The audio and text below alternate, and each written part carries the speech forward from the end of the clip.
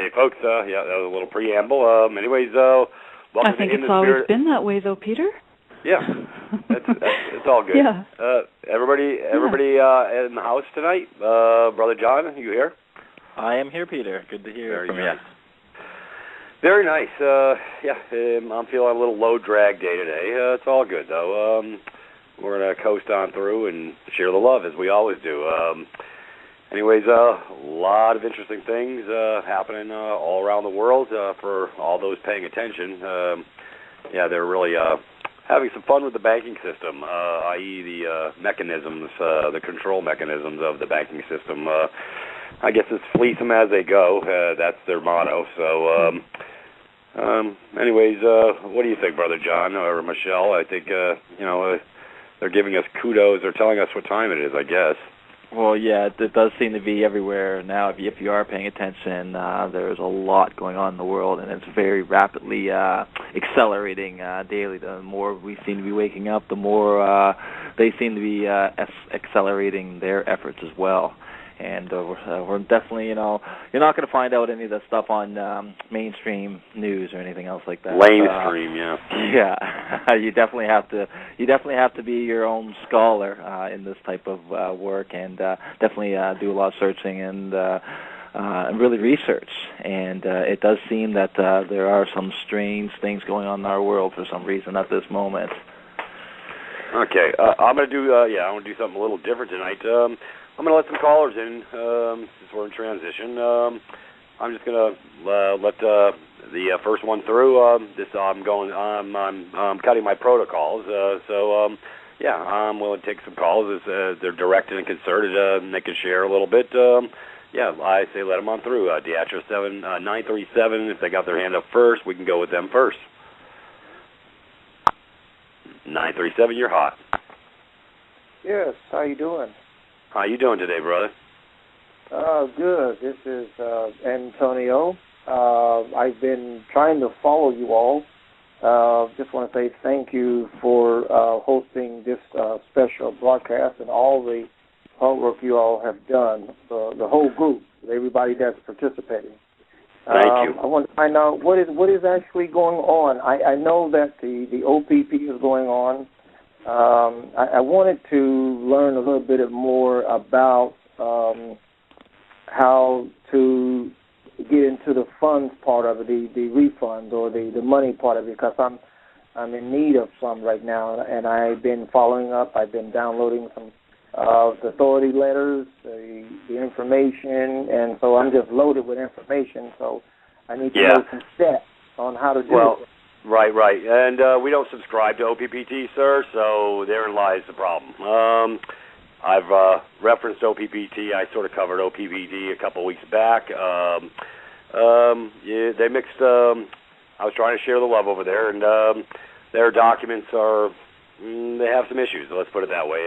They use the Uniform Commercial Code, common law, statutory law, and admiralty all in the same breath, which really is not a doable document. So I highly advocate look before you leap, and I don't use anything I don't understand, and that's why I shared that information a couple weeks back. I highly advocate, stand fast. I don't feel it's an effective modality, and I wouldn't use it myself personally because you can't mix oil and water. That's what they're doing in the documents. So that's why that train has left the station. Anyways, but I appreciate your calling about that. And sorry, we're not subscribing to OPPT. But Well, can I just say this? You had done some documents where you had read it on the broadcast and people were following through just recently, and I was doing that on the privatist.me. Right. And I was following that. I wanted to find out a little bit more how to put that in activation. How do I use that? How do we effectively go through the steps? Brother, the best part about that is for all the full members. We have the downloaded MP3s, follow the bouncing ball, exactly how to use those documents. I guess you're referring to third-party debt termination? Yes, exactly. Right. Exactly. Matter of fact, yeah, we have downloads in the private audio section. They're posted for everybody's consumption who are full members, and you will be able to find your direction of flow. And then the package also has 6 pages of instructions, literally simple to follow, easy. So we made it very simple for no heavy lifting for our brothers and sisters. So you have to be a valid member to a full member, yeah, brother, because I don't charge for the packages. I don't sell anything over there. It's a membership by education. Okay. And everybody gets the third-party debt termination package for free. Okay. And how much does I got to go back to the site to? Yes, sir. Yeah, you can. Matter of fact, yeah, appreciate that, and I appreciate your interest. And I'm going to let you go get to the next caller real quick so we can move on. And I appreciate your time, sir. All right. Thank you. Have a great day. Have a great day. Thank you. Okay. Thank you, Antonio. Yep. And let's see. Do you want to let the second one in through? I guess I'll take them now, and then we'll move forward after this. All right, 757, you're up. Yes, how you doing today? All right, how you doing today? I'm all right. I was at first when you came on, you were speaking about some interesting things that are going on in the banking system. Right. I was hoping you could expound upon that. Matter of fact, I probably will a little later in the show, sir. At this point in time, yeah, I don't have a crystal ball, but I read between the lines, and I'll share a little bit on that further into the show.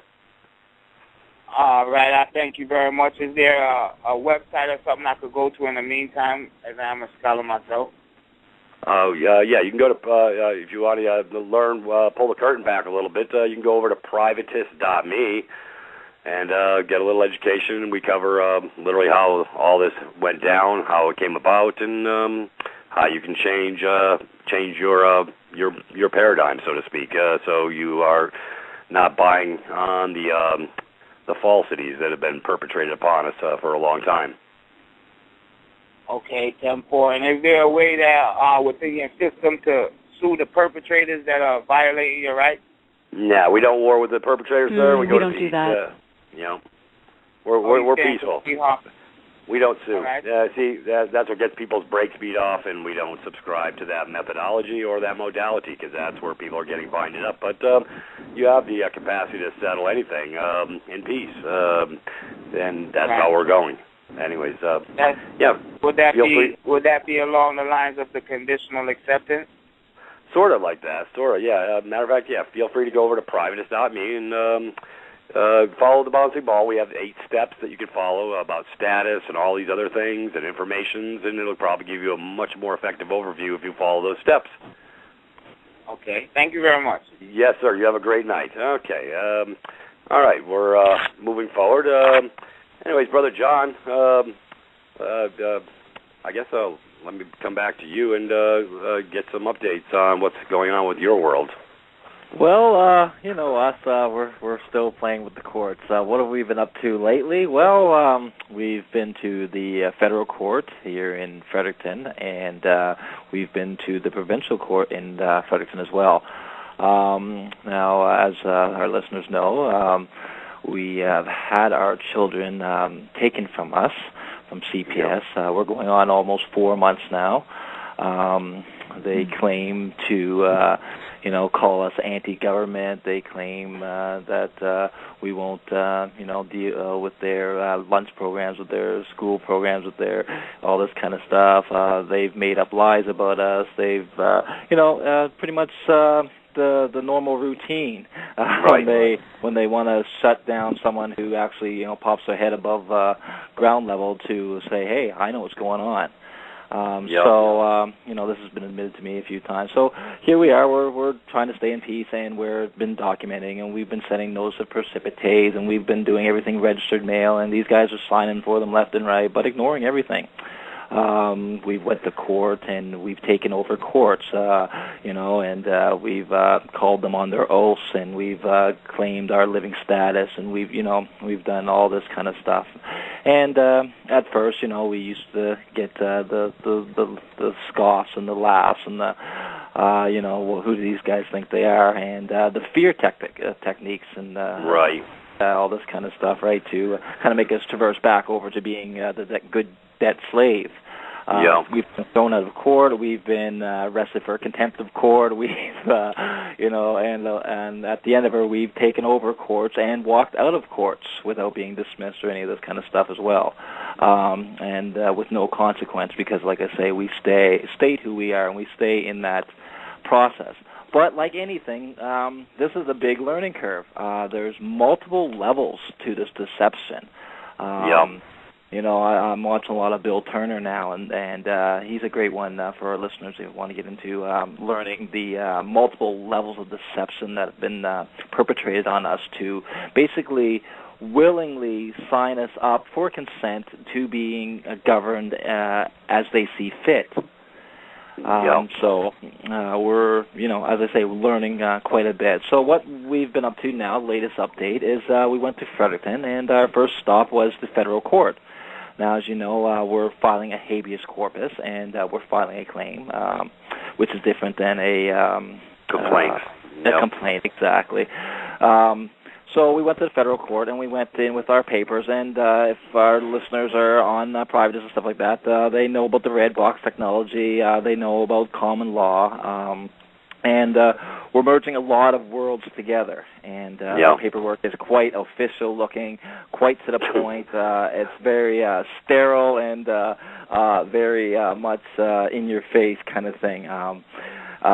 So we brought this into federal court, and the clerk, Mike, he came to the office window, and we said we wished to file habeas, and we wished to, thinking that we had to file in the federal court.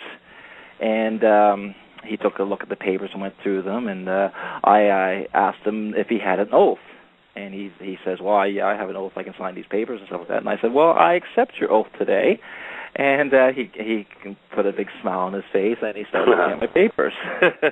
Wow. So he looks at the papers, and he's like, I'm not quite sure this is where you need to file these. Who sent you up here? And I explained how the provincial court had sent me up there in the federal court. And he basically took the papers, and he's like, well, give me a couple minutes. And they were very polite and very friendly, and he's like, I wanted to send these to my supervisor and see how we're going to file these. It looked really good and all this kind of stuff. And so we went and sat in the waiting room. It was a very plush waiting room. The big high oak doors and very, like this is the New Brunswick Capitol in the courthouses and stuff like that. So it was quite a plus area.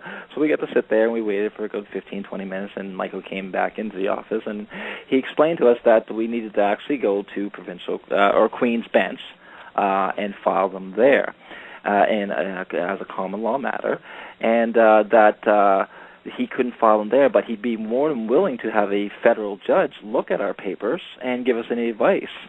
So we thought that was quite interesting. Yes, exactly.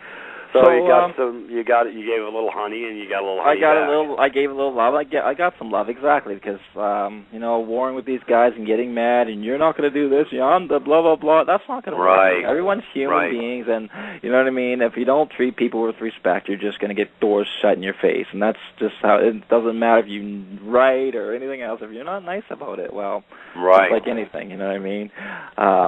So we agreed with Mike at the courthouse, and he told us to go down to the Queen's Bench office there in Fredericton. So we proceeded to do that, and we said to him that we would be back with our papers after we'd gone to Queen's Bench, and that would probably be a good idea to have a federal judge look at our papers.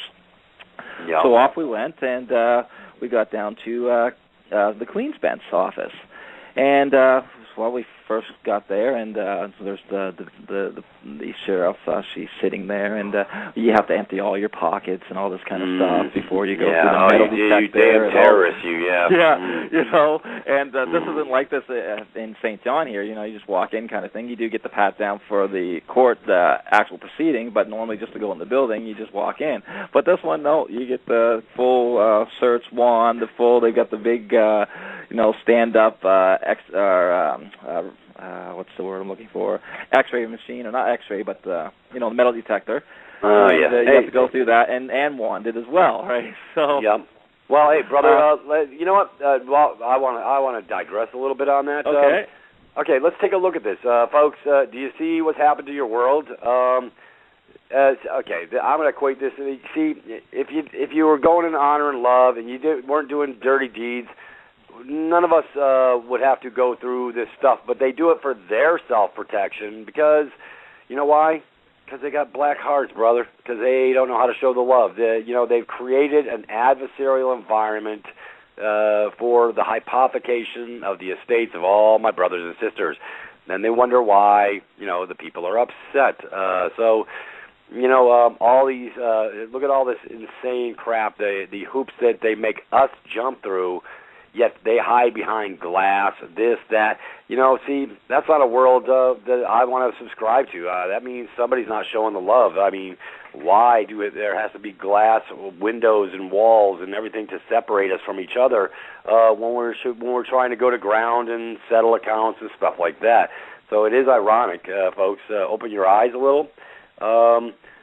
Everywhere you go, it's another control mechanism. The bus system here in USA Inc., they're tightening down. It's just a bigger jail cell, folks. We're all in this big jail cell. It's more control mechanisms. If you're not paying attention, folks, it's getting ugly out there.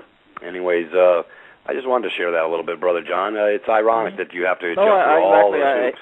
I hear what you're saying, you know what I mean? If they weren't up to shady business and all this kind of stuff, they wouldn't have to feel this fear and being protecting from the public. Why should they? The public should love them, you know what I mean? If they're doing their jobs and doing how things are supposed to be doing, the public should be bringing flowers and thanking them for their service and their sacrifice for giving us a good, clean, beautiful world. But they're not, so they have to be in fear because, So let's continue anyway. Yeah. So now, go ahead. Yeah. All I can say, when the intent is less than pure, this is the world we live in. It's not that our intent is bad; it's the intent that's being brought to your doorstep to, affect control mechanisms on all to let you know that hey, we'll tell you what to think and how to think, and like Michelle put it. Well, and giving you that, as soon as you walk in there, empty your pockets like some kind of slave, lift your arms so that we can wand you and stuff like that. Am I a criminal all of a sudden now, just coming into this building? And if I were to refuse, then I wouldn't have been allowed in the building. I'd be denied justice. It's ridiculous, absolutely. But like I say, it's part of the mind, control and this subjection, Mm-hmm. But anyway, we got through there, and again, we're very polite and very friendly and joking around and very cordial, and we got sent to the clerk's office. So we got to the clerk's office, and this nice blonde young lady, she comes to the wicket, basically, and we say we have a claim to file, and we have a writ of habeas corpus we'd like to file today.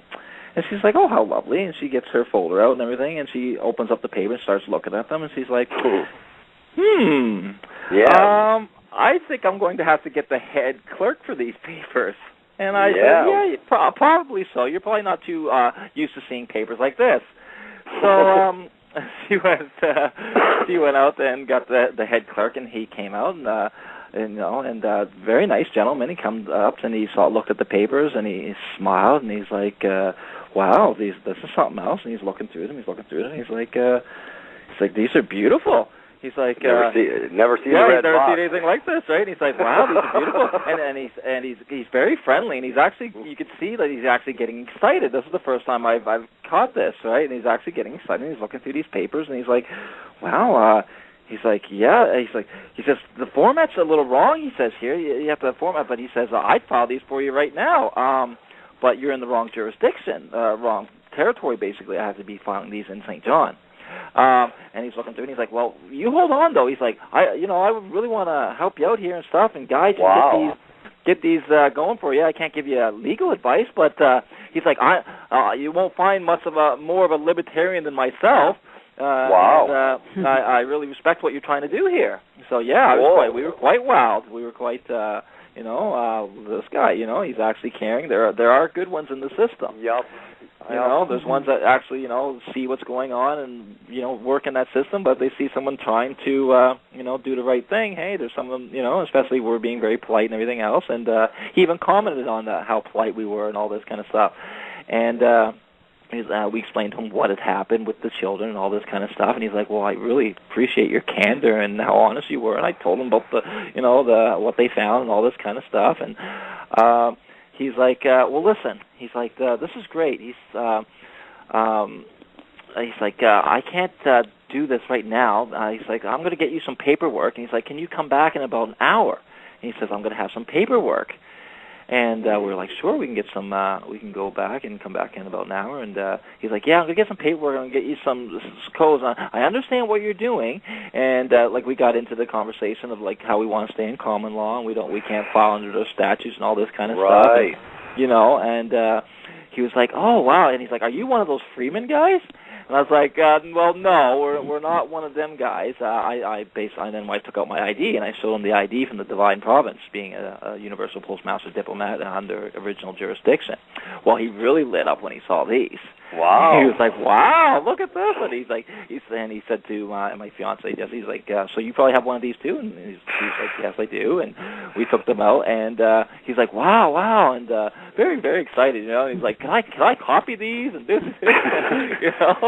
Well, your brother, you see what happened. You shared the love. This guy was genuinely interested in you because he saw the heart. He saw that you were standing as a man. You weren't being belligerent. You weren't being, because I'm sure a lot of them, that's what they get, is the belligerence. And that's, I guess if somebody's barking at me all day, I'm not going to be a happy camper either. You came with the love, Exactly. You're not going to want to do anything extra for that person anyway. You might do just your job, but you're not going to go out of your way to help them. Exactly. And like this fellow was trying to do. So we left, and when we came back, it was at 3 o'clock, and he came back out and he greeted us, and he had his supervisor there as well. I forget what he said. I have it on recording here, but she was standing there. Just a second. Jesse? Very interesting. I was going to check with the wife, but anyway, she was standing there, and she had a big smile on her face, and it was quite a young room too. I would say these guys were between 35 and 45 kind of thing, and so we got back, and he had a bunch of paperwork for us and stuff like this, and he was basically saying, like, if you would have had it in the proper format, we could have filed it right away. And we explained to him, like, we don't want to put it, in the... Yeah, we are go to the left side of the page. Exactly, in your jurisdictional legalese format. We want to keep this lawful language. And he was basically like, okay, I totally understand that. And he's like, well, like certain words... you could be able to change, And he pointed out a few words that we shouldn't be using that had legal ramifications, such as kidnapping or stolen, with legal words. He said if you have your papers, you said taken, little things like that. So you want to be very careful in that so that you do stay in common law. So basically what he showed us with the habeas corpus that there was an amendment made here last year, and by using this habeas corpus now, we don't have to do a preliminary motion or any of that kind of stuff, which we don't want to do anyway, to get into the jurisdiction again. We didn't want to go into our case of their forming against us, their complaint against us, because that would put us as defendant. Well, he actually showed us how we could use the habeas corpus to file it into our record as the applicant. So that would put us back on the other side of the room. And then he says, I understand that you don't want to use statutes and stuff like that, but you know how the judges are. They're not going to listen to you or anything else. But here's how you can do it by staying in your jurisdiction. And basically what we would do is, become the applicant, and then when we go in court, of course, remember who you are, let your paperwork do the talking, and stay in your capacity as a living man. And don't let them, take your jurisdiction, basically, and all this kind of stuff, right? So yeah, we spread the love, and we got the love, and he basically explained, like, he was like, well, who sent you up here and stuff like that? They shouldn't have sent you here. They should have took these papers. He gave us the forms, how to fill them out, and everything else, and he's like, tweak them your way, just make them look like this, but we understand, and you want to keep in your jurisdiction, so do that your way. But this is the format that everyone's used to, and this will help you so that you don't have any more problems. And then we checked with another one of our mentors, Carl Lentz. with the red box and all this kind of stuff. And he was the one who got into the point of, stay as a living man in court. Yes, that is a great idea how they've changed that so that we can use the habeas corpus as a applicant, basically force them to bring forth their claim, their superior jurisdiction, instead of ignoring us as a defendant. Now we are basically prosecutor applicant, right, in this case, and they have to bring forth. Hey, brother, I want you to hold that note. We'll come back on the downside and tighten this up a little bit.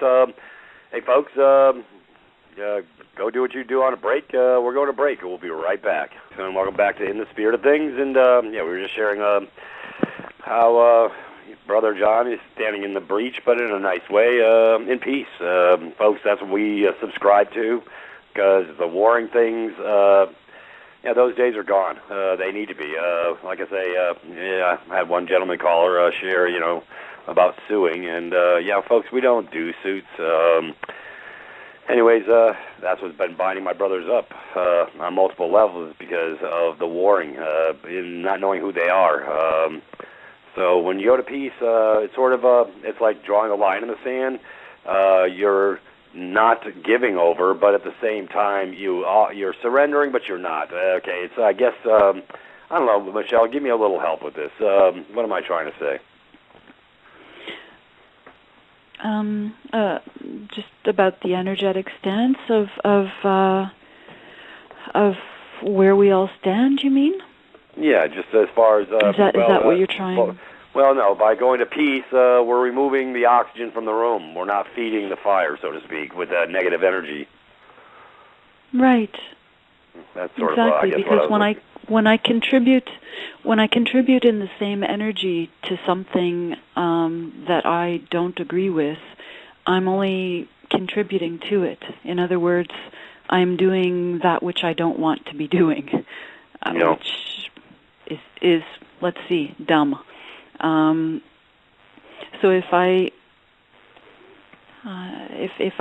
something is presented to me in whatever energetic form, and I don't agree with it, if it's a genocide, war, yes, I will recognize it. I will see it for what it is, and I'll turn away from it with intention, and I'll put my energies into creating that which I want more of. That's the alchemy. That's the transmutational power that we all have, but that we don't remember. Yeah. There's a quote, and I'm not even going to try to remember saying it word for word, but the gist of it is those in power succeed because we have forgotten our power. Yep. And that's the only thing that allows for the continuation of things. I know I'm branching out into like 5 different topics here. I told you before the show I'm kind of coming to some realizations, and I'm way out there. I've been listening to John's story, I won't say with rapt attention, right, but definitely with interest. But I have to say that some of my focus is elsewhere right now, just kind of in energetic terms of what's going on in the world right now, and the realizations that I'm coming to personally. But your question was, you wanted me to sort of, I guess, put into my own words what it is that we're doing, and we don't fight. We don't fight. Yep. Right. There is no war. I create the war when I fight. Yeah. I want to find something, actually, if you'll give me a moment. All right. Here. And I think the listeners will be surprised at who actually said this, but let's just suspend that for a moment. The quote is this: "As long as there's hate in your heart, there will be hate in the world. You can't fight for peace, and you cannot capture freedom. Wow. And yes, and that's been our stance, I think, from the beginning. Maybe we didn't understand it right away, but we were in action mode. You and Michael, with privatist.me and the packages you were offering people, and John and Jesse definitely in who they are and what they're doing with this certain call it an issue, problem, circumstance, life situation, experience. I told you guys I don't have very easy access to my words today. I'm out there in energy land, so I'm going to need some help for tonight's show. That's fine. But that's it. You can't fight for peace. Right. That's an oxymoron. It's like being a sovereign citizen or something. You know, yes. You're trying to integrate two sides of a different coin into free. I always cringe when I heard the words freedom fighters, you know, and stuff like that. It never fit. Yes. Because you shouldn't have to fight for what is or what should be, you know, in its natural state. So to have to go conquer it or retain it, you know what I'm saying, is like I say, fight. It's been there all along. Yeah. Yes, it's been there all along. But I just want to reread that quote, and I'm going to shock some pants off some people, I think, in saying who actually said it. As long as there's hate in your heart, there will be hate in the world. You can't fight for peace, and you cannot capture freedom. Now, let's go where our brains go usually. You'd think, I don't know, maybe a Martin Luther King Jr. or, I don't know, a Mother Teresa might have said things like this. Any guess on who actually said this? Nietzsche? No. Mark Twain? Nope. All right, I'm done with my 50 You're never guesses. going to guess. All right. You're never. Oh yeah, I'm done. Okay, put me to bed and say okay. An hour and 29 minutes of show left. Let's see if we can come up with no. I'm just kidding. Yeah, all right. Yeah, okay. We're doing Jeopardy now. Yeah. So are we all sitting down? Yep. Charles Manson. Wow. Yeah. Now I built this up so that we could see the shock. My goodness. Yeah. A psychopath actually said something that, when it stands alone, actually makes sense. And I did that to show how we're programmed, how we don't think for ourselves, and how we're swimming in this ethos of just opinion and beliefs and consensus reality. When I first read this, I was like, okay, somebody who totally gets it, someone who's in line with what I know here. And then I read the author of this quote, and I was like, okay, and that really got me thinking. And it led me to revise again what I know for truth. And I think that's something that could be in it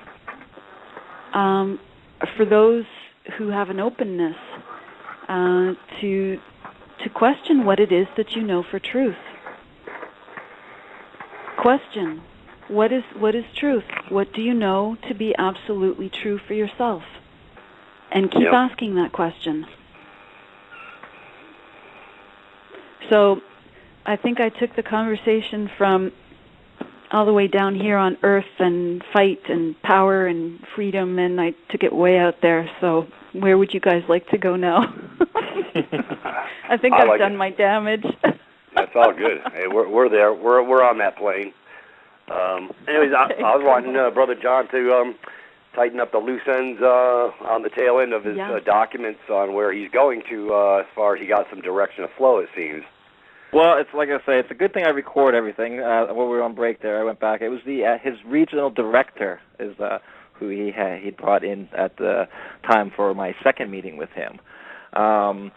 So she was standing there, and very, very nice woman as well, big smile on her face, and they're very excited that he asked me right away if he could see the ID again, and he wanted to show her, and he was like, oh, because look at the paperwork, and they both read the paperwork and all this kind of stuff, and so I think he brought her in just so that he could show her that he wasn't giving me legal advice, but he wanted to help me. And I noticed that a couple times, like he would bring over the other clerk of the office to come over and witness stuff, and while he was speaking to me, because like I say, as soon as I'd walked in there as well, I asked him his name, and I told him I accepted his oath of office as well.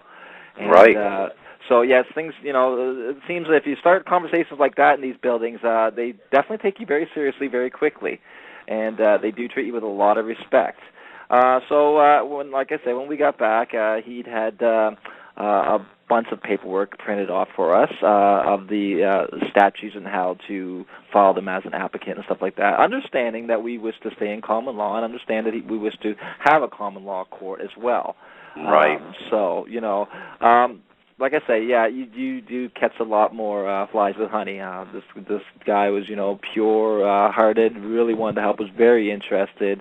Even as regional director, they had never seen anything like this and stuff like that. They'd seen the names who I'd had on there and who I was bringing into court, stuff like that, one being a minister of social services who just happens to live there.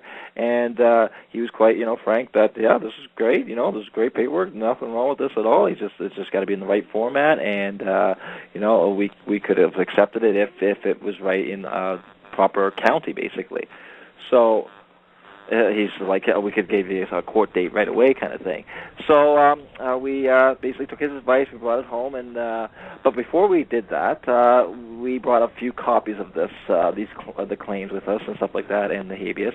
So we went back to the federal judge, and or federal court, and we went seen Mike again, and we said we'd like to take him up on his offer of the judge taking a look at our papers, and he gave us a big smile. He's quite happy to do that, and he took a copy of our paperwork and told us that yes, he would have a federal judge contact us and look at our paperwork. So, and all in all, it wasn't a waste of a trip.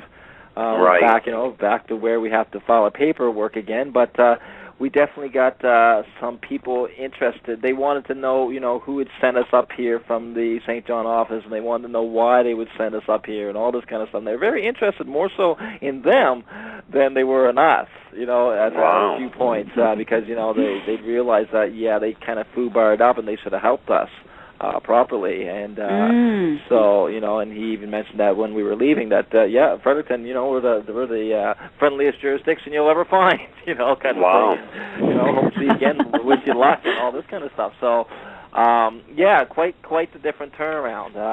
It does seem that, either the word's getting out or I'm just getting a lot more friendlier. Well, it's nice. Like I say, I'm glad to see maybe a positive turn in events to maybe be brought forward. This would be, because we'd like to see you get this resolution shortly. Exactly. I know this has been one hell of a hump. We definitely try to stay in shock. We definitely don't try to think about that aspect. We're always thinking about the work and getting them back, and we try not to dwell on really what happened on us, because it would split our hearts in half. It already has, and we've got to stay strong. And so we try not to, we may sound a little callous sometimes on these calls and stuff like that, but trust us, it takes, us everything to keep it together and to, keep moving forward and keep staying at peace and to, live what we preach, walk what we, talk what we walk what we talk kind of thing. And we're doing it. We're getting a lot of support. We're seeing the doors open up. We're it's like anything. The birth, the labor pains. There's a lot there, and it's uncomfortable. But in the end, the outcome will be magical, and that's the only future I see for us. So, that will be the future that it will be. Yes. Yeah, folks. Anyways, I guess this is a situation that we wouldn't wish on anybody. For anybody to have to go through. Brother John's been really carrying a heavy load. But he's standing in honor. He's being a man. He's not being a belligerent. He's not arguing. He's not causing duress. Just the documents alone cause them duress. But hey, that's not the objective. The objective is to remove the status as far as that you're not a slave. You're a man standing on the land. We're not doing the free man stand here. We're just operating as the man, and that's where we're supposed to be, folks. And we forgot who we were supposed to be. They've effectively neutralized us pretty well to take our cues from everybody else instead of ourselves. What do you think, Michelle? No, I agree. I agree. Okay. We're basically slammed into this reality, and we're told what to think, what to feel. We're shown our consciousness is guided for us. And there are some of us who don't quite fit in and question a lot. Peter, we were discussing earlier today you had brought to my awareness an article about what was it, RNA, I guess it was Monsanto with the genetic manipulation, the patenting of life, and how our very DNA itself is becoming corrupted, manipulated, unzipped, redone. And we had a discussion on that. Don't know where I'm going with this, but if you our very... Go ahead, John. Go ahead, John. I was going to say, if you think about it, our DNA is our code. It is our computer language.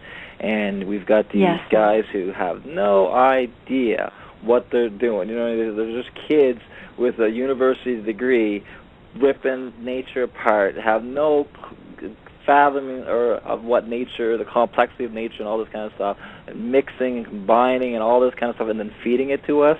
Like, people should be, out in front of all Monsanto companies protesting these guys and getting these, like, this is ridiculous. They're going to destroy us so quickly, we're not even going to see it coming. Because it's in everything now, and then now they're getting laws passed and all this kind of stuff that protects them even more and stuff. Where it should be going the opposite way. We've got to be going back to heirloom seeds and get rid of this garbage, genetically modified foods. This is just ridiculous. We don't even realize our body doesn't even recognize these foods. So half the time we're eating 2, 3, 4 times as much, and we're still starving. Our bodies just don't even recognize the nutrients, the molecules anymore, and all this kind of stuff. And our bodies see them as poison. The nutrients in the food is not even there anymore. We're compared to 50 years ago and stuff like that. It takes 5 to 8 apples to equal an apple from 50 years ago. What's up with that? Soil erosion, the chemtrail spraying. I mean, you gotta love it. They eroded all the magnesium out of the soil, and that's and there's no need for this, there, Peter, because look at all the food that's wasted every day. Just metric tons and tons and tons, enough food to feed the world. They say 40 times. You know what I mean? And it's just wasted. Why is that not being put back into the soils? Why is that not being, it's absolutely ridiculous. And like I say, if the culture doesn't change, they've been projecting it in all our sci-fi movies for years.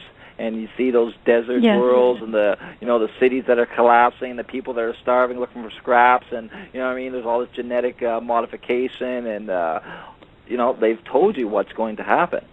You know, Yep. it's Yes. pre-programming, right? Predictive.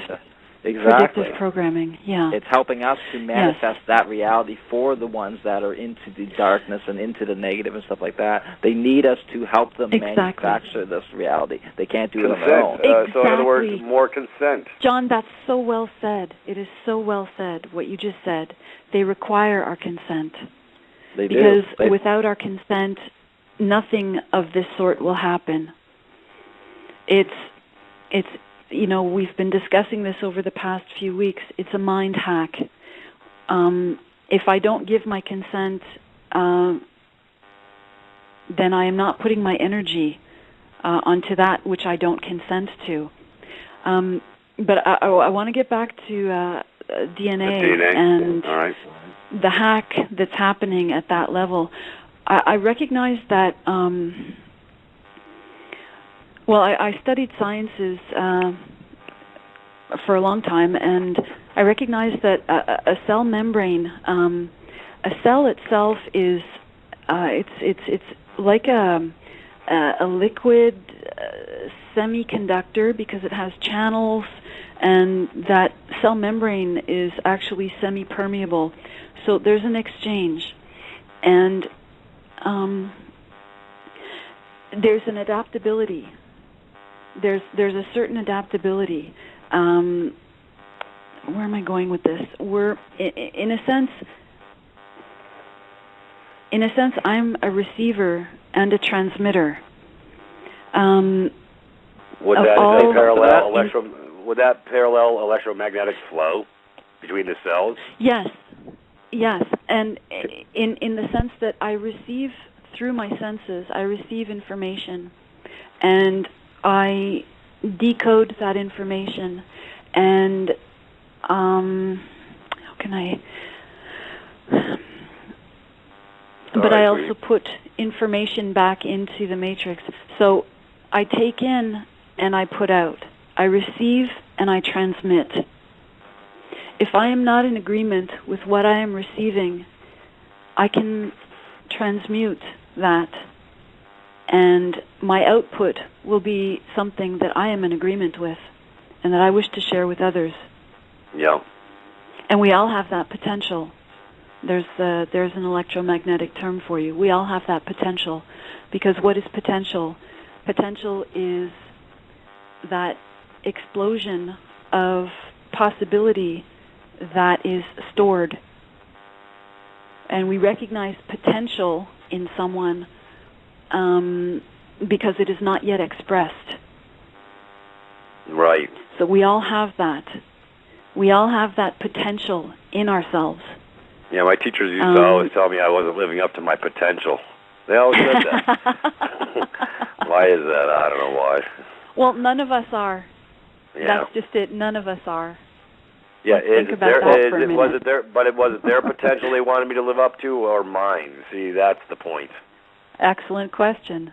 I want to touch. Maybe you weren't being programmed. Maybe they couldn't program you appropriately, and signed off on saying that you weren't living up to their potential. Yeah. Can you say square peg in a round hole? Yes. Yeah, that would be. Go me. ahead, John. Well, I wanted to talk about DNA and how susceptible our DNA is.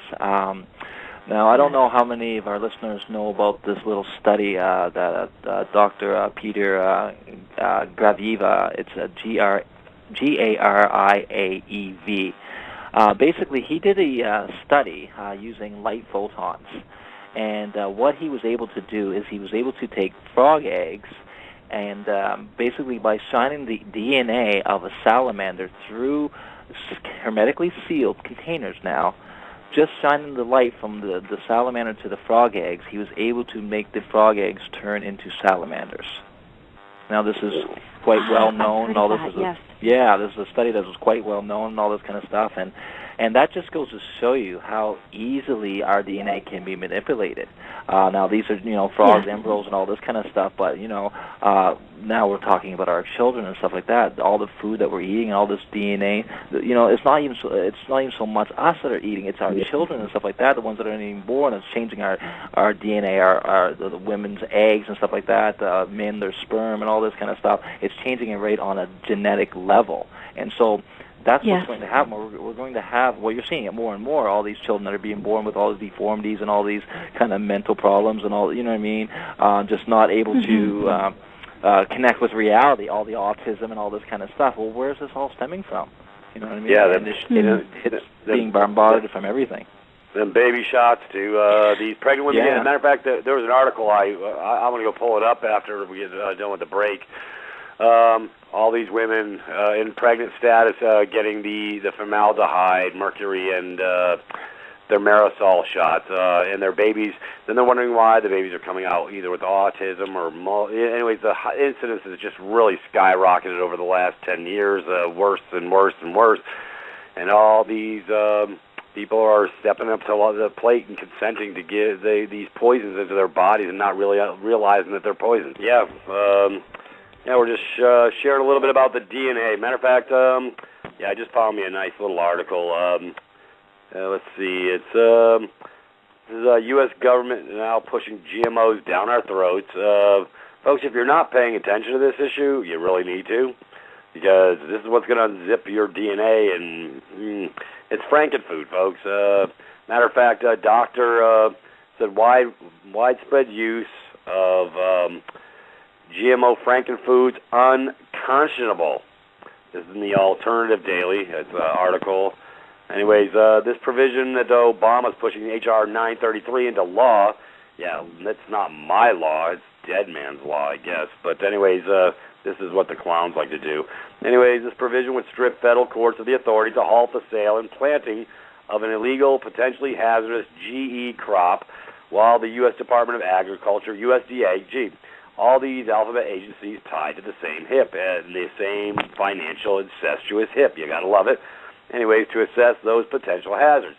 Explains a letter to the House that has been signed by dozens of food businesses and retailers, as well as interest groups and agencies representing family farmers. Further, it would compel USDA to allow continued planting of that same crop upon request. Even in the course of its assessment, the department finds that it poses previously unrecognized risk. Folks, they're playing Russian roulette with every man, woman, child in the world with this garbage. That's why you have these foreign countries who have told them to stick it on the GMO. So there are ones that have stood up. Yeah, USA Inc. bought and paid for. Canada bought and paid for. All these IMF-run countries bought and paid for.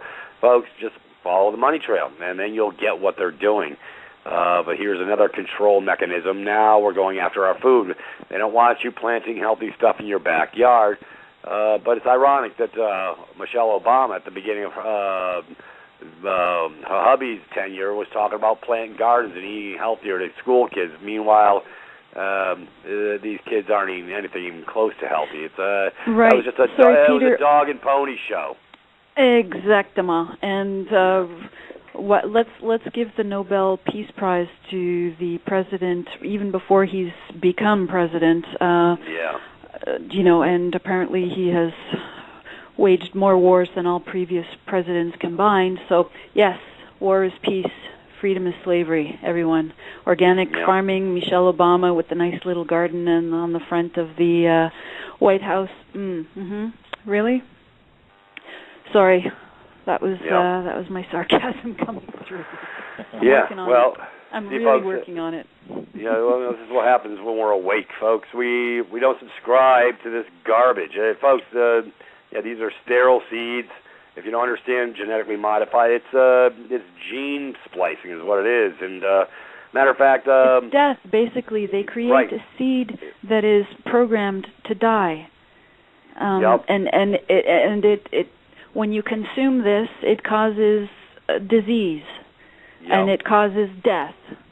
So if we want a more, I don't think there's a more obvious example of what the agenda is. than this genetic modification. It is death, basically. Everybody, we would like you to consume death. I don't know how more obvious it needs to be. But yeah, I wanted to add call something. It rat poison. People stop eating it. Just start calling it rat poison. I don't know. It's like maybe maybe like, if we call it new improved. Go ahead, John. Yeah, like I stopped eating it. You know what I mean? I had 4 kids here and stuff like that, and it was more expensive to buy. Yes, I understand it's more expensive to buy the organic and all this kind of stuff, but it's not more expensive growing your own. And, you don't need that much space. You don't need that much light and all this kind of stuff to keep things going. Simple things like, having a couple tomato plants and having a few lettuces, to grow, and a couple cucumber plants growing. It's very easy to, keep it going over and over and over again. People think you need a great big farm just to sustain a family, but you don't. There's so many ways to sustain yourself in like just a little greenhouse and stuff like that. Some of these guys are doing fish farming with the greenhouse, so the fish fecal matter is actually feeding the vegetables and all this kind of stuff, and they're able to produce millions of tons of food in within like 2 acres of land. You know what I mean? Mm-hmm. It's just amazing. So very easy to scale down to, just for your family and all this kind of stuff. Have fresh food all year long. And, the great thing about it is the food tastes so much better. There's no comparison. Like, I get, I used to get the tomatoes on the vine and on the grocery store and stuff like that. And, not bad and all that kind of stuff, But when I started making them myself, wow. You still there? Yeah. Oh, yeah. Okay, yep.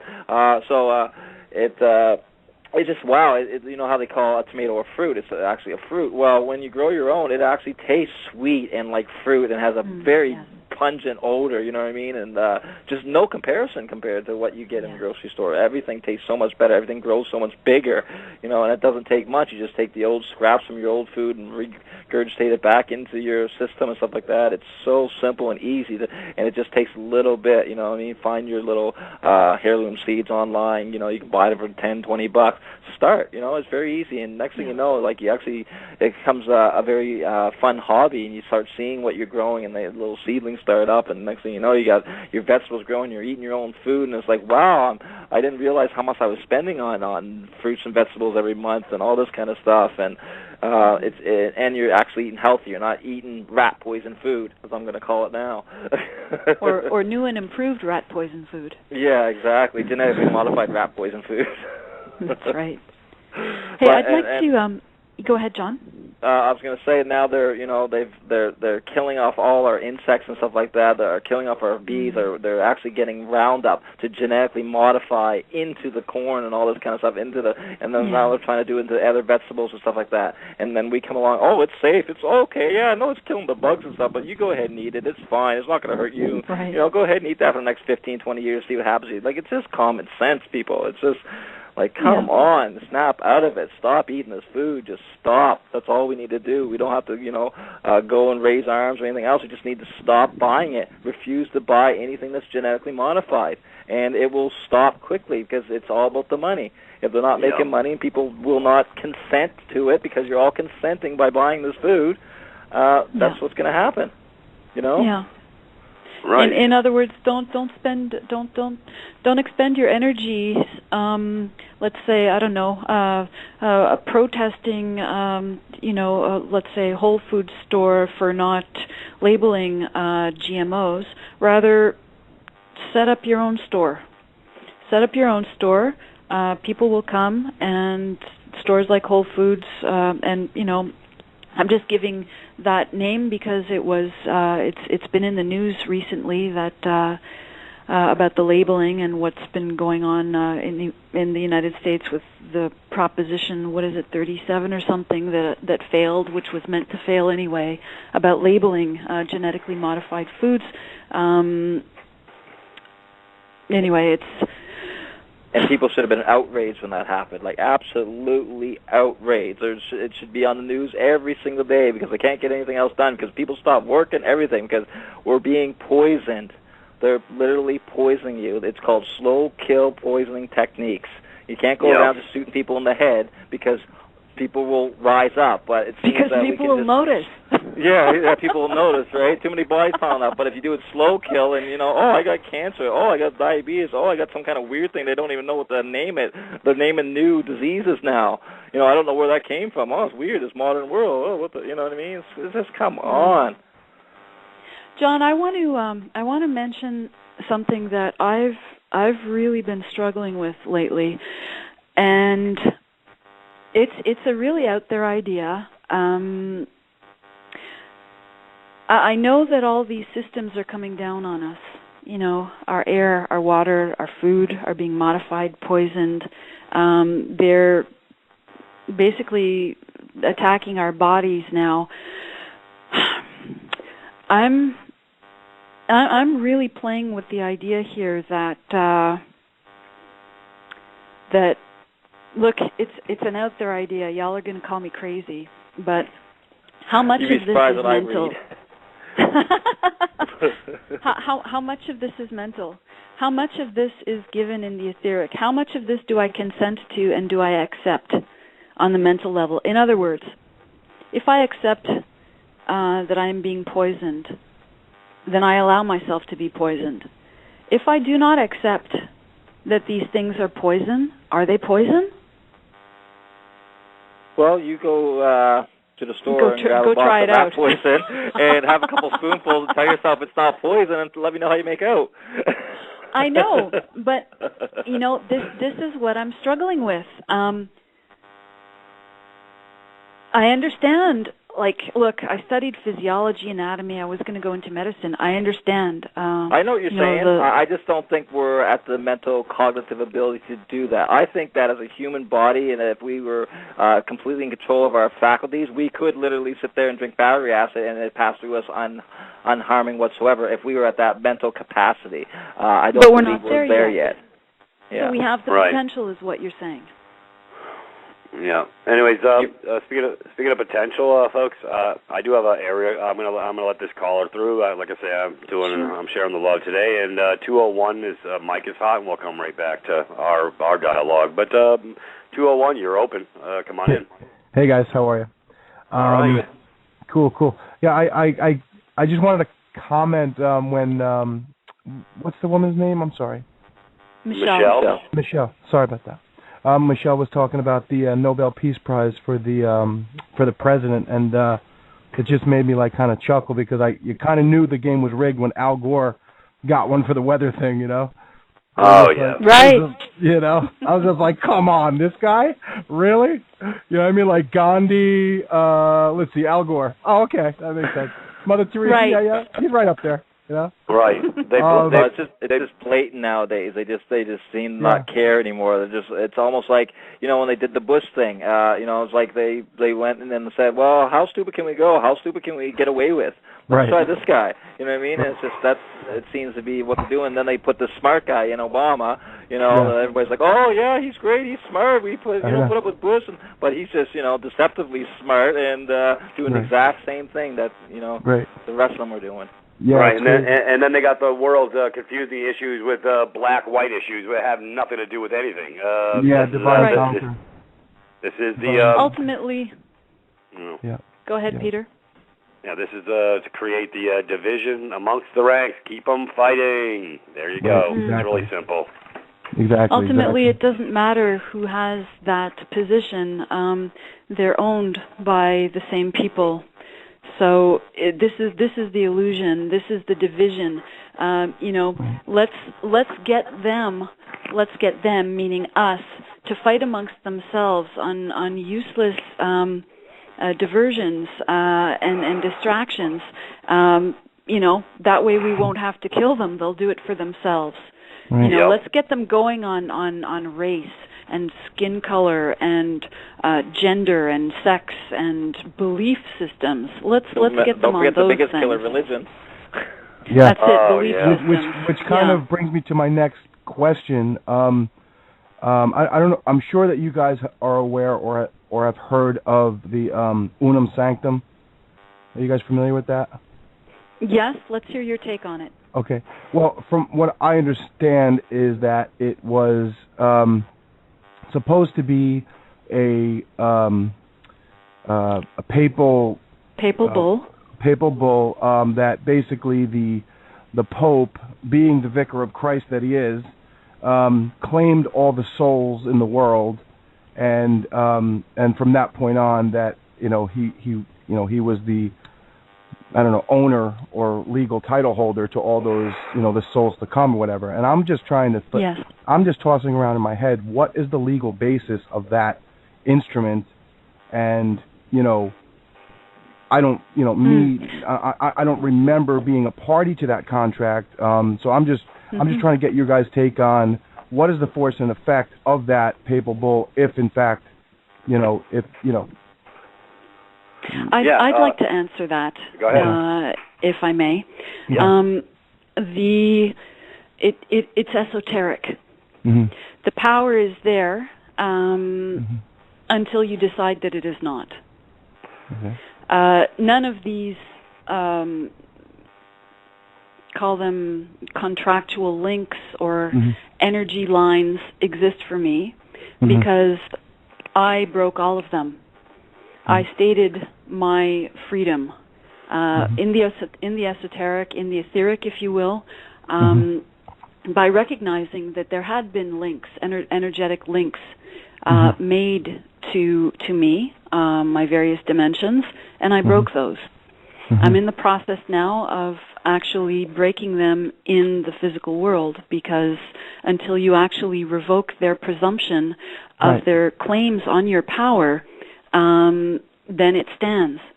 Right. And that's the important thing. It's sort of like what we've done over at the Divine Province. It was, we initiated, we were well aware of the trust, the estate. They figured we abandoned it. So we took a physical action. We actually put blood on our document just to show the reference point that we were alive, a man having a human experience. And, I'm on the other side of the fence, brother. So, anyways, I won't go into it here, but, I know who I am. Yeah. And the thing is, until you see that's your power. The currency of your power is your awareness, your consciousness, and it's available to you if you choose to reclaim it. But until you do that, it's available to be used by others who know its value. So it's for us to wake up and realize, to be creative and to find out that things have been done that we would never think possible. Think of playing with energies. How many people think of playing with energies? How many people walk down the street and experiment by being in a higher state and just being genuinely happy, allowing yourself to have that smile on your face?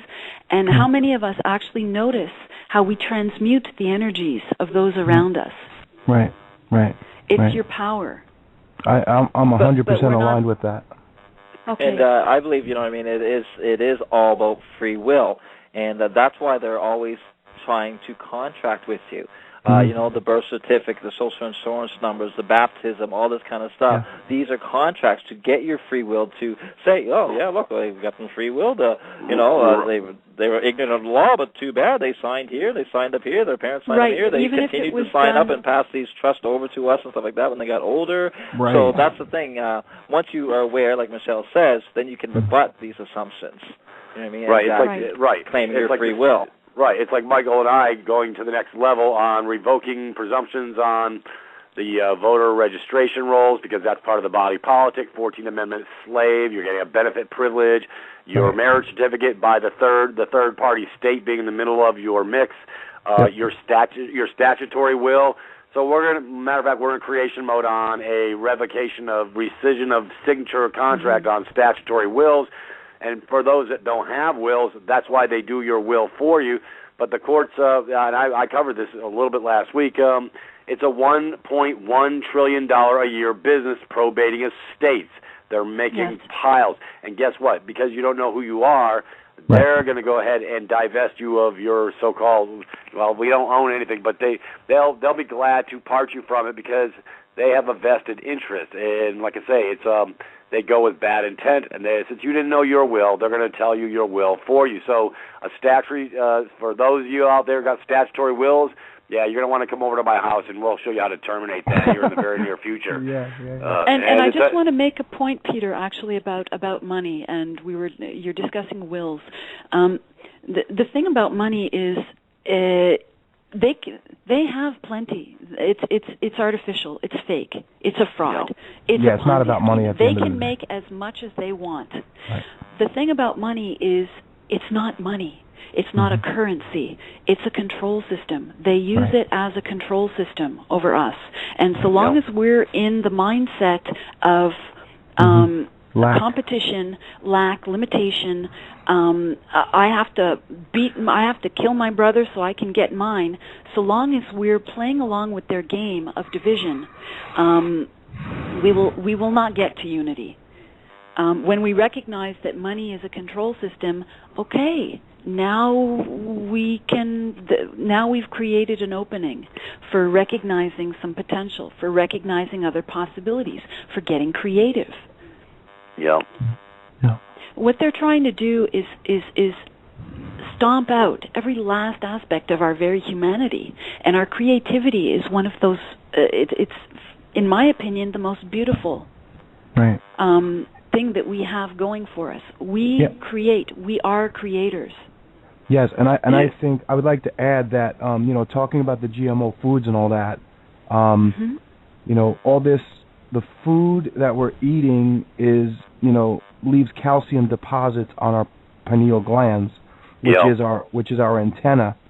Yes, and so that's a surefire way, to shut it all down, in my opinion. And like the last couple of years, I've been, about 6 years, I've been studying all this stuff, and it's been quite an esoteric journey, to say the least. And I've done a lot of work with the meditation and everything like that, and I see a major difference in my connectivity to the universe and to those around me when I experiment with that glandular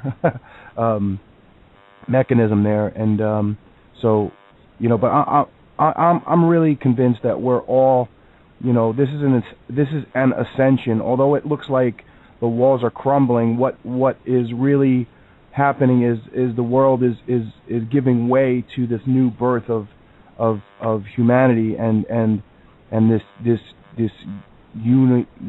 singular vibration that we're all kind of finally kind of waking up to, and that we're contributing to also. Yes, exactly. Because each one of us has our particular song.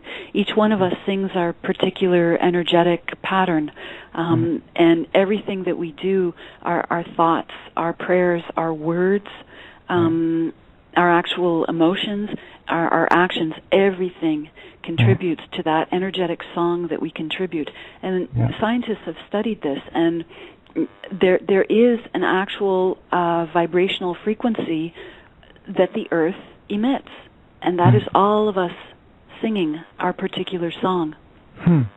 And wouldn't it be beautiful if we could all figure out what song each one of us would like to sing, what song it is that is my true nature, and contribute that, rather than just parrot the programming of mostly fear that I've received. Right. And contribution is very, very important, because it comes from people's realization that, they are the responsible party in this equation. And, if we all kind of hook into that, like I'm all about like organic food and stuff like that. And we're actually starting a project in Santa Fe, where we're putting up like the very first organic greenhouse, like it's for the community, like specifically, and like we got land donated and everything like that. So I'm trying to do my part with the people that of like mind that I know, and well, that's how it begins, man. You know what I mean? Yeah. Just a few of us standing up and stuff like that, and doing this in our communities and coming together, and this is how we can shut it down very quickly and stop the big money industries and stuff like that. Start sharing. We're all so worried about greed because we've been taught this through our media and all this kind of stuff. Greed, bling bling, all this kind of crap. And, right. You know what I mean? Instead of community and sharing it. Yes. Yes. So, or John, maybe not necessarily shutting it down, but there. I see this as a division. I see it as a division, and that there will be two worlds coexisting, I believe, and I think they are right now. Right. They're going to be on their track, and I'm going to be on my track. The two shall never meet. That's where I'm living, sort of. Anyways, brother, have you ever been to... organic news, and we'll still be here. Brother, have you ever been to privatist.me, my website? Yeah, that's I have, yeah. I logged in or whatever, or I registered and stuff like that, and I've been a student of commerce for about 6 years now, and I don't know if you guys are familiar. Well, I won't mention other programs, but well, we know CIC and Winston and all the other players, and but we're on a different track, brother. It's the right track. Well, there are common threads though, and that's kind of why I listen to everybody, because I want to form my own opinion, and I'm all about reading in between the lines, and there are some definitely people out there that are possibly employed by the powers that be that are out there to supply consumers with false information or misleading information, and that's just fine with me, because the people that aren't of the right intent are going to bite those lines, and they can have it, But I'm with you guys. I think you guys are beautiful, and I really appreciate the message that you guys put forth there. So I'll get out of your hair for now, but I just we thank you for coming on. You have a direction of flow. We love it when we get a brother on here with direction of flow. Oh, thanks you, man. For your call. Thank you very much for the love. Thank you very much. No problem. I'll stay in touch with you guys too. I'll listen in, and Yeah, well, you just go over to the house, and I send out memos regular, so I'll keep you abreast, brother. And what was your name? Appreciate it. My name's Daniel Anthony. Daniel, okay. Daniel, thank you so much for your call. It was lovely talking with you. You're welcome. Same here, my pleasure. Thank you very much. Hey, folks, we are moving, and I'd like to send a shout-out to my producer, Deatra, for giving me my start in the soapbox. I'm creating a new soapbox over at Blog Talk. I Am Free Will, so it's in the spirit of things, will still remain. It will just be I'm trying to build a bigger platform, folks, bigger soapbox. Go figure. We have can hear so me much all the way to down say. the block. They can already hear me down the block just on my phone, and it's like, hey, I'm going to get some territorial coverage now. But anyways, folks, we are, it's Blog Talk, I Am Free Will, and like I say, I want to send a shout-out to Deatra, my producer, for giving me my start and letting me have my voice and let me bring this forward, because without her, I wouldn't have, I probably would, who knows what I'd be doing, bantering about somewhere else. But I wanted to give a special thanks for her opening up my soapbox for me. Thank you, Deatra. We love you. And on that note,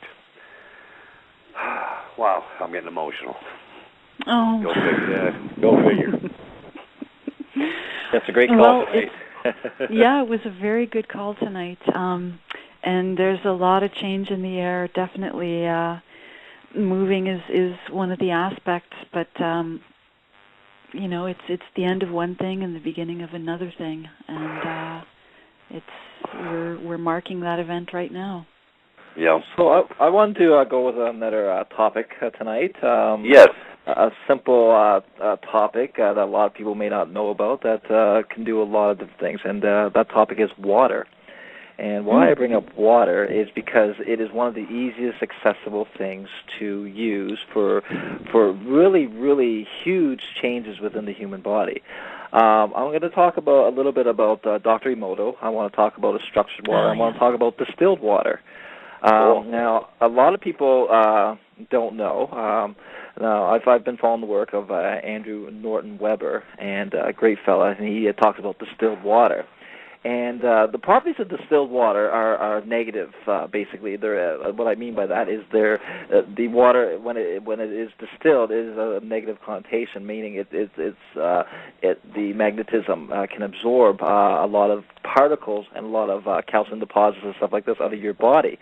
Why I mentioned this is because of our last caller. He was talking about the pineal gland and the calcification in our, pineal gland in our veins and all this kind of stuff. Well, little known fact, distilled water can be used in such a way that it can drastically decalcify your system. And how it does that is we have lots of deposits in our system called inorganic minerals. Okay, we've got organic minerals and we've got inorganic minerals. Now, inorganic minerals are basically the minerals that you get in your water, say from wells or from your streets and the street water, or I should say city water. And what happens is the water absorbs and breaks down rock, it breaks down pipes, it breaks down all this kind of stuff, because that's what water does. It's the number one solvent in the world, believe it or not. It can break down anything eventually. So this is the same thing with distilled water. When you take in distilled water, it does the opposite effect of, say, well water or city water, stuff like that, which sits there and deposits its saturated rock minerals into your system, leaving deposits of calcium, leaving deposits of heavy metals and all this kind of stuff.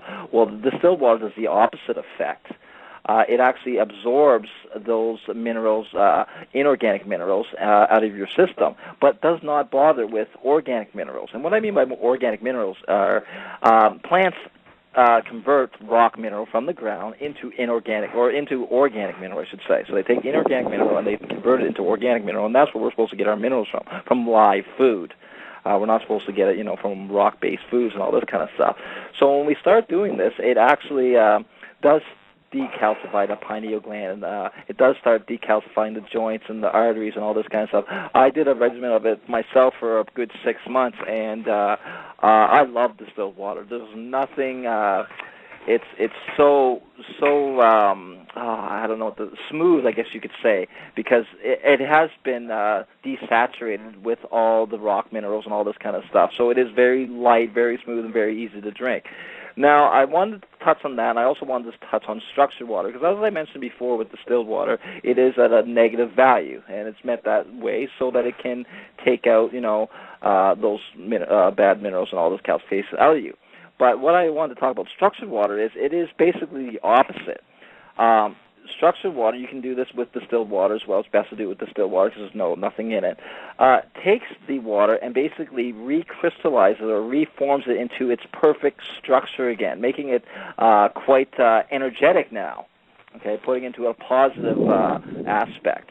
And if you've studied the work of Dr. Emoto and stuff like that, he basically using just emulsions on water and showing what different emulsions could do to water, how the crystalline structure, when it was flash frozen, made all kinds of different crystalline structures. And there are certain emulsions that you can put into water to structure that water at a very high density and high crystallization. Well, you can also do that in a mechanical way by using structuring systems that you can actually buy. They're very little known and stuff like that, but it's called revitalization or restructured water technology. And basically what this does by using magnets and other things, as the water comes in out of your tap, it'll restructure the water, and making it at a very high structure. And what this does for your body, it basically puts it into a positive role as well. You are, anywhere from 70 to 90% water. So you are basically what you think, what you bring into yourself, and all this kind of stuff. So I just want to touch on those just a little bit and let you guys hear what you think about that. And I figured it was a nice, easy modality that everybody can get their hands on, is water. And some of us just don't know the properties that water can do and how we can really manipulate water to really help us and propel us both physically and mentally. Sort of like what I do with the Celtic salt and the sodium bicarbonate, adding it to distilled water, giving it some life. Exactly. I heard what you said, John. I got to say I'm not in line with the distilled water. Okay. The reason being, I'm an aqueous solution, and distilled water is water absent of any of those minerals, and when I consume distilled water, I basically create a difference in concentration, a difference in molarity, let's say, of the various different compounds that are in solution, and that creates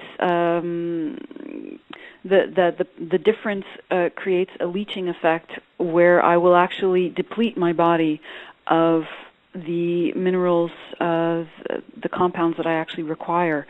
So, okay, so that's the mainstream lie. I know exactly what you're talking about there. I've read that article that you're actually referring to, that it actually leaches minerals, good minerals, out of your system and stuff like that. And that is why I mentioned right away the inorganic as well as organic minerals. Because, yes, it does leach minerals out of your system, but it leaches the inorganic minerals, the minerals that you're not supposed to have in your system. It does nothing to the organics molecules because it is at the right polarity that it doesn't affect the distilled water doesn't affect that at all, so it's leaving all the good minerals that you're supposed to have in your system. I actually went through that article as well, and that was the study that I come across too. Well, actually, no, it's very dangerous for you, and it'll take your minerals out of you and stuff like that, and you'll be lacking and all this kind of stuff. And I tried to find deaths or something associated with it. I couldn't find it. I tried to find studies that really showed that how this had happened and stuff like that, and I couldn't find anything. And so I did start, and that was the conclusion I came to. It was, it does leach minerals, but that's how they like to get you. They tell you a little bit of truth and mix it with a lie, especially with things that really, really help. Myself, I did it for going on 6 months. I was up to 4 liters a day, and I never felt better. But like I say, I was also doing the structured water because, like I say, it is of a negative energy. You know what I mean? I use it for more of a cleaning device for the body, more so than, as a liquid beverage for rehydrating. But if you take in the structured water and stuff like that, and then you're getting your positive vibration, positive energies back into your system, that you've just cleaned out. So that's why I mentioned the 3 parts. Yeah, I don't know the article you're talking about. I'm just using basic, high school science principles that I learned. My reservation about using it for myself, using distilled water for myself, is it doesn't exist in nature. It's man-made. Actually, it does. Every raindrop is distilled water. Everywhere in the world, nature does nothing but distill water. That's how it cleans its system. You know what I mean? It happens everywhere. I'll send you a link for the video I was looking at, and one that will really introduce you. And okay, actually I'll take a look at it. Yeah, it actually talks about how nature is the number 1 distiller in the world, and it's actually every drop of water that comes from the clouds is a big distiller. Even our system, our urine and stuff like that, is actually distilled water with extra minerals and extra, you know what I mean? But it's actually not a waste product. It's actually, I'm not going to be drinking urine, John. Oh, no, I'm not asking you to drink urine. I'm just saying, okay. You said it wasn't in nature, but I'm just saying, you know what I mean? It's everywhere in nature.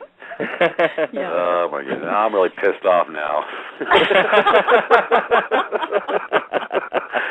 Oh, my God. Hey, Pete, give me that cup. I'm going to fill it up. Yeah. Oh, there's my big cup. Yeah, that's my big cup for the day. My goodness. Folks, we can laugh here, folks. We don't take ourselves too damn serious. It's a beautiful thing. Hey, this has been a very nice ride tonight, folks. We want to take you where you haven't been before. Like Star Trek, because hey, it's all about sharing the love. It really is. It comes down to where to thy own self be true. It's about our hearts. And we're happy those that join these calls, because I know Peter goes on his rants.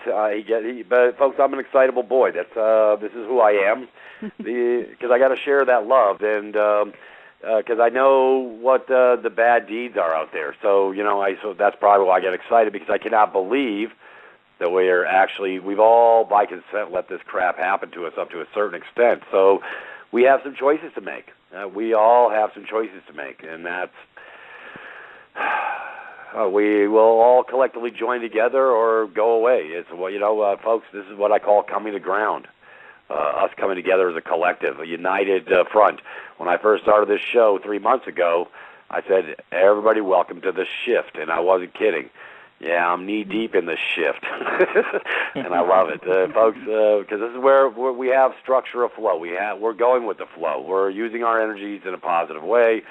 We're not going to subscribe to the fear porn and the whoremongering and as far as the nefarious ones putting forth they can do whatever they want. It's not me. I'm not there, and we're going to grow. So that's the whole point of this exercise, is for us to grow and come together. No more warring, folks. We got to come to peace. We really do. Anyways, that's where I'm coming from. Yeah. That's correct. We do have to definitely go to peace, because this is, we've had nothing but war. We've seen where war's gotten us and where fighting has gotten us, and it's gotten us this world which is just corrupt, which is polluted, which is chemicals everywhere. It is. We're warring against our system. We're warring against our world. We're warring against each other. It's not getting us anywhere. We do have to shift, and I think. Like I said earlier, we're in a birthing process at the moment, and we're seeing all this evil and stuff like that in the world right now is because the light is flashed on everything. Everyone is aware of it, so it's just It's going into the room and turning on the lights and seeing all the cockroach running. It might be disgusting, but at least you saw the cockroach. You got an infestation now.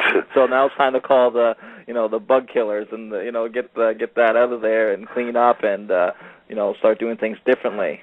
So and that's all that's happening right at the moment. That's why we see so much of it right now, because we're so aware of it, and we have to see it before we can get rid of it.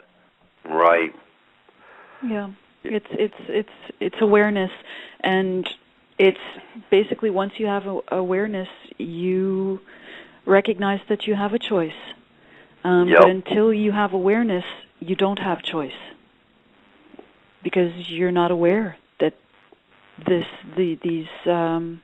you're not aware of the situation. Yeah. This whole thing is mental. It's a switch. It's a war on the mind. Switch. Exactly. Yeah. Exactly.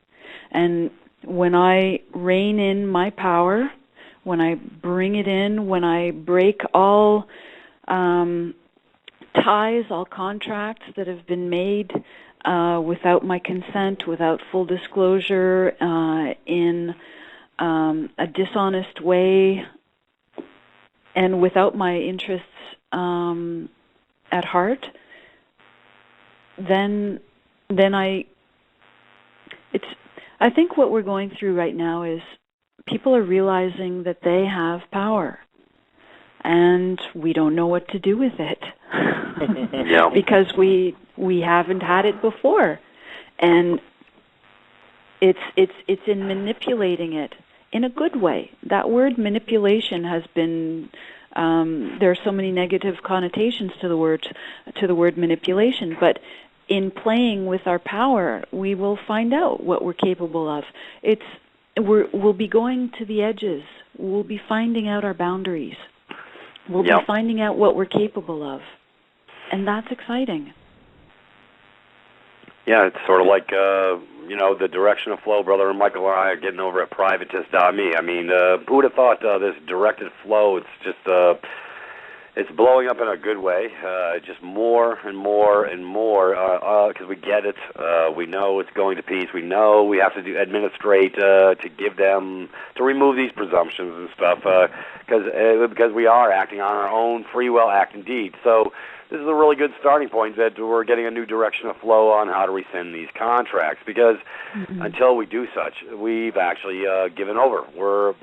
We haven't removed the presumption, and folks, that's what we teach over at my house. So those of you who are new and never seen privatist.me, there's a link you can click on Blog Talk US and go right on in. It's free. I have multiple open portals for total 100% for free. I'm on the medical side of the house, things I speak of.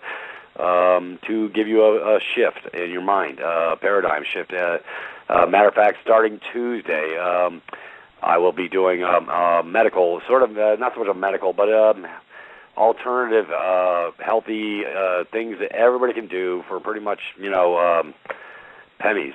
These are the things they don't want us talking about, so I'm going to create a new portal over there on Tuesday. So, yes, at Blog Talk, I Am Free Will, it's going to be Tuesday on the medical side of the house, and Wednesdays and Saturdays will be our regular diatribe, whatever you want to call it. But we want to take it to the deeper end. But all these stools, all these pegs in the stool fit. There's three of them. We one with its mind, body, and spirit. Without all three, you're missing a link. We are, we're devoid.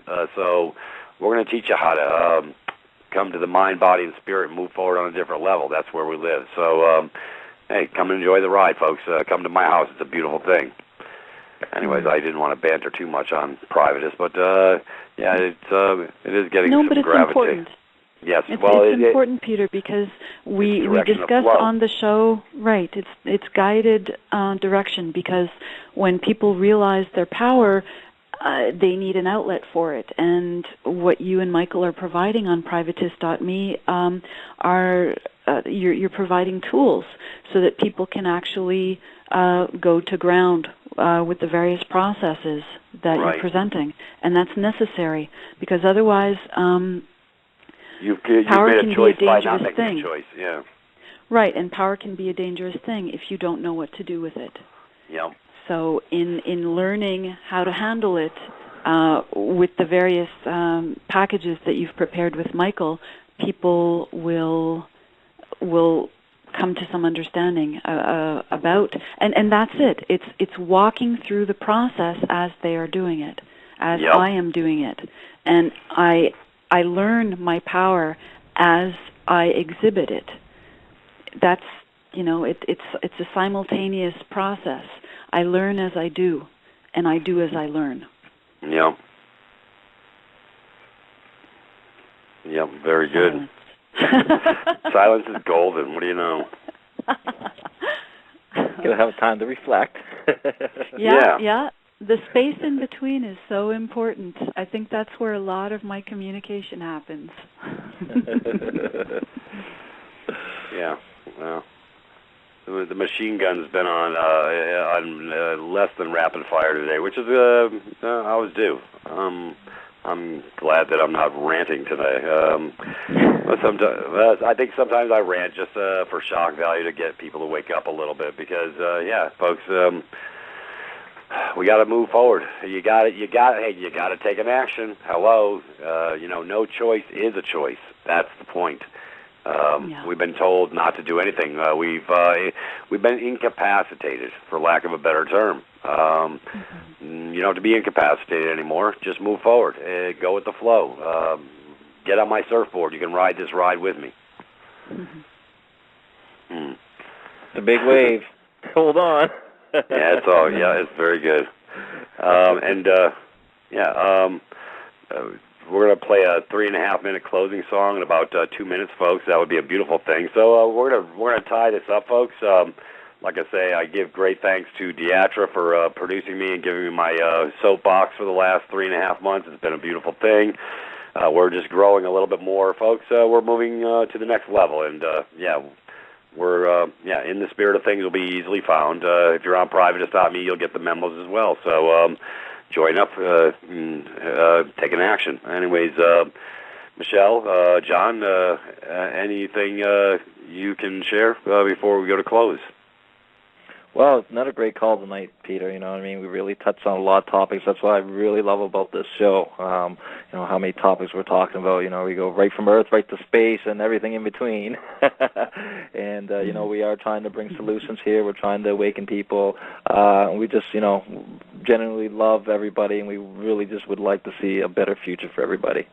Yeah. Michelle? Yeah, I agree, John. Where I come from, love is the biggest word, that's it. Love is the biggest word. Yeah, love is the answer. It's a good song by Todd Rundgren. I play it all the time. Well, on that note, folks, we thank you for showing up tonight in the spirit of things. Come over to my new house. It's posted up underneath the Blog Talk videos as well, so you shouldn't have too much difficulty finding where my house is. And on that, we thank you all for being a part of our lives. And we love you and hope to see you over on the other side. We're going to close this with America the Beautiful by Christy Lane. And I thank all of you for coming, and we'll catch you on the rebound. Bye-bye. Good night. Thank you. Good night.